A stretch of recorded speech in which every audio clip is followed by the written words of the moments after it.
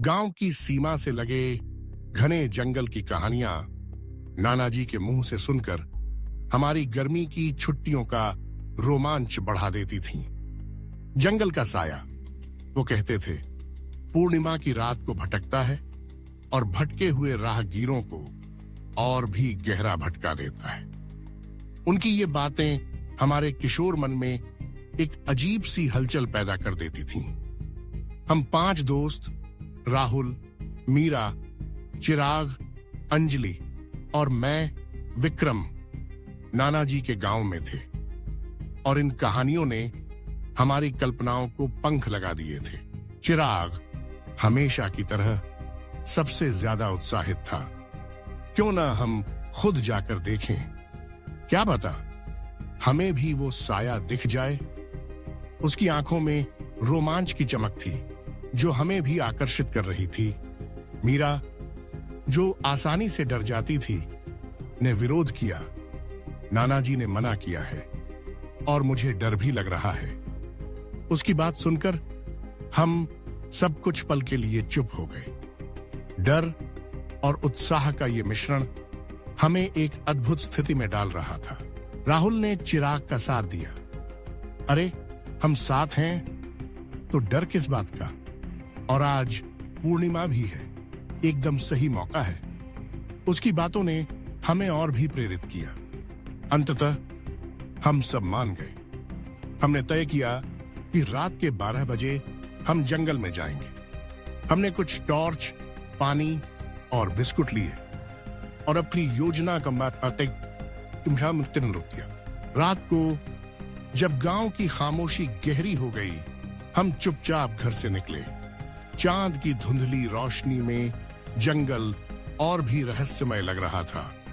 पेड़ों की लंबी छायाएं डरावनी आकृतियां बना रही थीं। हम धीरे धीरे आगे बढ़ रहे थे। हर तरफ सन्नाटा था। सिर्फ हमारे कदमों की धीमी आहट सुनाई दे रही थी। जैसे जैसे हम गहरे जंगल में प्रवेश कर रहे थे, हमारी धड़कनें तेज होती जा रही थीं। अचानक अंजलि ने अपनी टॉर्च की रोशनी एक तरफ डाली और उसकी सांस रुक गई। देखो वहां, उसने चौंकते हुए कहा। हमने देखा पेड़ों के बीच कुछ हिल रहा था।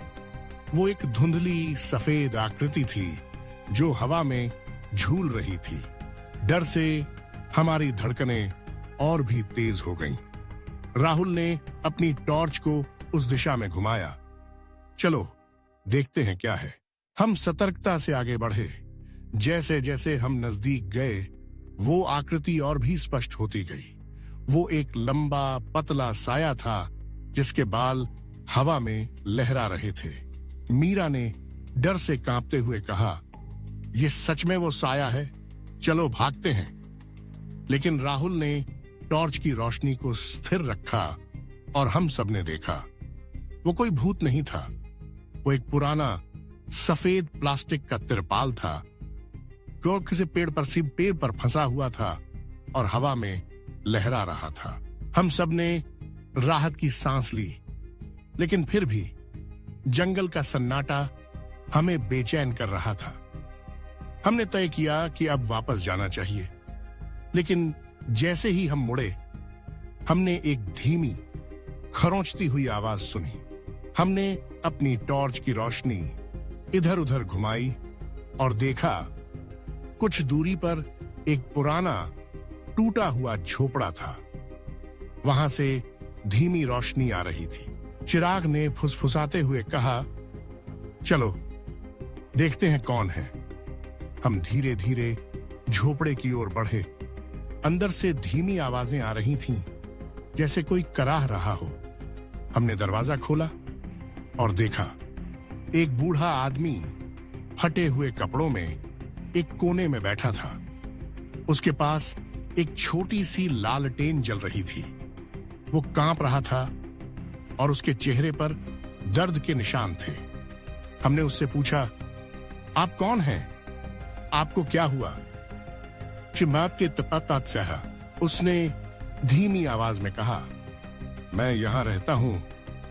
मैं लकड़ियां लेने गया था और गिर गया। मेरा पैर टूट गया है। हमने देखा उसका पैर बुरी तरह से सूजा हुआ था। हमने उसे पानी पिलाया और बिस्कुट दिए। फिर हमने उसे सहारा देकर उठाया और धीरे धीरे गांव की ओर चलने लगे। रास्ते में हमने उसे नाना जी के बारे में बताया। जब हम गांव पहुंचे तो नाना जी ने उसे पहचाना। वो गांव का ही एक बूढ़ा लकड़हारा था जो कुछ दिनों से गायब था। नाना जी ने हमें समझाया, देखो, जंगल में डरने से ज्यादा जरूरी है सतर्क रहना और हमेशा दूसरों की मदद करना। कहानियां हमें डराती हैं, लेकिन असली चुनौतियां तो असल जीवन में होती हैं। हमने उस रात एक महत्वपूर्ण सबक सीखा। जंगल में सिर्फ कहानियां नहीं, असली लोग भी होते हैं जिन्हें मदद की जरूरत होती है। और असली साहस डर के आगे बढ़कर दूसरों की मदद करने में है। उस रात की घटना ने हमें एक नई दृष्टि दी। हम न केवल साहस के बारे में सोचते रहे, बल्कि उस साहस को वास्तविकता में बदलने की प्रेरणा भी मिली। जब हम अगले दिन नाना जी के पास बैठे तो हम सबकी आंखों में एक नई चमक थी। यह चमक उस अनुभव की थी जिसने हमें सिखाया कि किस तरह से हम अपने डर को पार कर सकते हैं और असली जीवन में साहस का अर्थ क्या होता है।